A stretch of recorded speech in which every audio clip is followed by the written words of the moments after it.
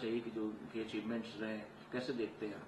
देखिए, इसमें मुझे कोई एतराज़ नज़र नहीं आता है। अगर ऐसा है तो ये किया जा सकता है, और न सिर्फ ये कि हिंदू धर्म के बारे में, बल्कि सारे धर्मों के बारे में बच्चों को बताना चाहिए, ताकि बच्चों के अंदर कम्युनल हार्मनी हो, एक दूसरे के धर्म की इज्जत करें। इसलिए थोड़ा थोड़ा सारे धर्मों के बारे में उनकी मालूमात होनी चाहिए। सर, नीट पेपर लीक मामले में अब जो है, देखिए, नीट का मामला बहुत बड़ा मामला है, और सरकार से या किसी भी एजेंसी से कोई भरोसा नहीं किया जा सकता है। पहले एचआरडी मिनिस्टर ने कहा कि इसके अंदर कोई घपला नहीं है। उसके बाद एचआरडी मिनिस्टर ने कहा कि नहीं, दोबारा एग्जाम होगा, इसमें घपला है, छोड़ा नहीं जाएगा। सरकार को क्या छुपाना चाहती? ये लाखों बच्चों के भविष्य का सवाल है, और भारत सरकार को उनसे कुछ लेना देना नहीं है। ये एक बहुत बड़ा घपला है, और इसके अंदर बीजेपी और बीजेपी की सरकार शामिल है। देखिए, सीबीआई पे भरोसा नहीं किया जा सकता। सीबीआई वही रिपोर्ट देगी जो सरकार चाहेगी। अगर इसके अंदर बीजेपी के लोग शामिल हैं तो सीबीआई क्लीन चिट दे देगी। अगर इसमें बाहर का कोई आदमी है तो उसको जिम्मेदार बता देगी। और ये भी संभव है कि सरकार अपनी जान बचाने के लिए बेगुनाह लोगों को सीबीआई के जरिए मुरीदे इल्जाम ठहरा दे, उनकी जिम्मेदारी ठहरा दे। आपके पार्टी के वरिष्ठ नेता देखें तो 14 लाख बच्चों में से मात्र 5 या 10% बच्चे मुस्लिम के होंगे, बाकी सभी बच्चे 90% हिंदुओं के हैं।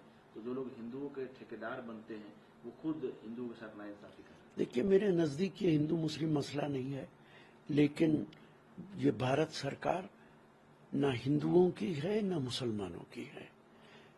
भारतीय जनता पार्टी की ये सरकार सत्ता की सरकार है।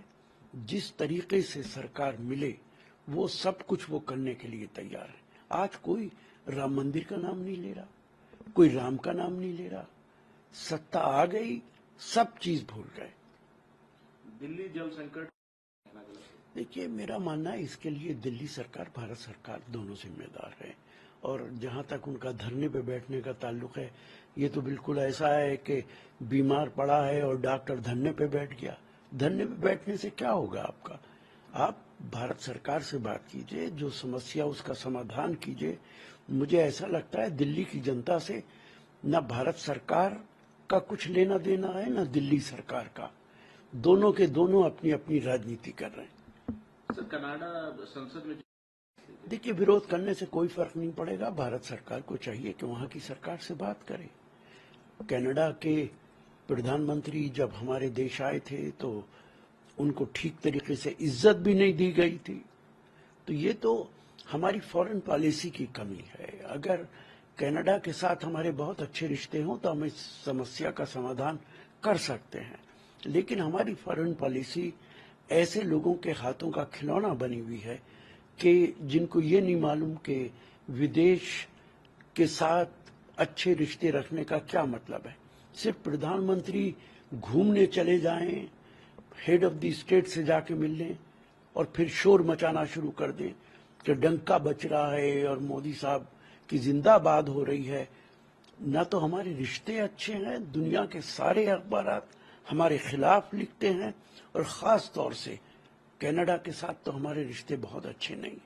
कुणाल घोष से टीएमसी के नेता, देखिए, ये ठीक बात है कि कांग्रेस पार्टी बंगाल के अंदर कमजोर हुई है, लेकिन इसका ये मतलब हरगिज नहीं है कि कांग्रेस पार्टी किसी दूसरे राजनीतिक दल की मदद करेगी। कांग्रेस पार्टी अपने आप को मजबूत करेगी और अगले चुनाव की तैयारी करेगी। प्रोटेम स्पीकर का, देखिए, अगर गैप भी हुआ है तो वो 8 बार चुनाव जीत के आए हैं, सीनियर मोस्ट एमपी हैं। और अगर इसके अंदर भारत सरकार बीजेपी कांग्रेस के एक एमपी को बना भी देगी तो इससे कांग्रेस के पास कोई सत्ता नहीं आ जाएगी। पार्लियामेंट का एक कन्वेंशन है, पार्लियामेंट कन्वेंशन और रूल से चलती है। इसलिए भारतीय जनता पार्टी को चाहिए था कि कन्वेंशन के हिसाब से ये फैसला करती, लेकिन मोदी सरकार ना पार्लियामेंट की इज्जत करती है, ना पार्लियामेंट की कन्वेंशन की इज्जत करती है।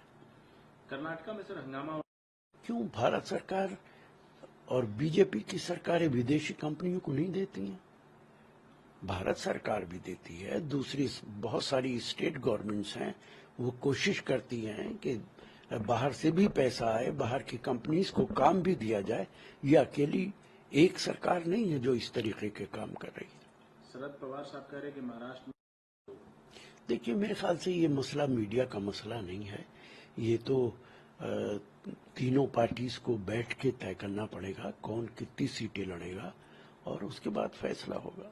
विदेश मंत्रालय की तरफ से सर चली गई है। हाँ, बहुत दुर्भाग्यपूर्ण है। भारतीय 98 लोग वहां पे शहीद हुए हैं और दुनिया भर के 500 से ज्यादा लोग, खासतौर से इजिप्ट के लोगों की बड़ी तादाद है। वहां का गर्मी बहुत ज्यादा है और वहां की सरकार को चाहिए, ये जिम्मेदारी भारत सरकार की है कि सऊदी गवर्नमेंट से बात करे कि ऐसी गर्मी के अंदर वहां के लोगों का रहने का, खाने का, पीने का, उनके जो मूवमेंट है उनका ठीक से इंतजाम करे।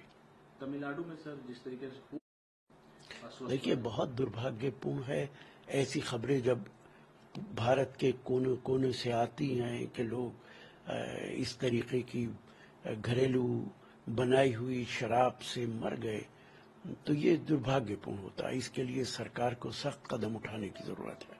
टीडीपी की सरकार बनी। देखिए इस तरीके की राजनीति लोकतंत्र को कमजोर करती है। ये वही राजनीति है जो भारतीय जनता पार्टी करती है कि अगर आप सत्ता में आ गए तो विपक्ष के लोगों को परेशान कर रहे हैं, कहीं बुलडोजर चल रहे हैं, कहीं गिरफ्तारी हो रही है, कहीं सीबीआई और ईडी की तलवार लटक रही है। अब ये कदम बिल्कुल गलत कदम है और लोकतांत्रिक मर्यादाओं के खिलाफ है। ये देखिए मेरे नजदीक ये हिंदू मुस्लिम मसला नहीं है, लेकिन ये भारत सरकार ना हिंदुओं की है ना मुसलमानों की है। भारतीय जनता पार्टी की ये सरकार सत्ता की सरकार है। जिस तरीके से सरकार मिले वो सब कुछ वो करने के लिए तैयार है।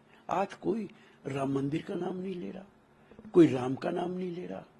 सत्ता आ गई, सब चीज भूल गए। दिल्ली जल संकट, देखिए मेरा मानना है इसके लिए दिल्ली सरकार, भारत सरकार दोनों जिम्मेदार है। और जहां तक उनका धरने पे बैठने का ताल्लुक है, ये तो बिल्कुल ऐसा है कि बीमार पड़ा है और डॉक्टर धरने पे बैठ गया। धरने पे बैठने से क्या होगा आपका? आप भारत सरकार से बात कीजिए, जो समस्या उसका समाधान कीजिए। मुझे ऐसा लगता है दिल्ली की जनता से न भारत सरकार का कुछ लेना देना है न दिल्ली सरकार का। दोनों के दोनों अपनी अपनी राजनीति कर रहे हैं। सर कनाडा संसद में देखिए विरोध करने से कोई फर्क नहीं पड़ेगा। भारत सरकार को चाहिए कि वहां की सरकार से बात करे।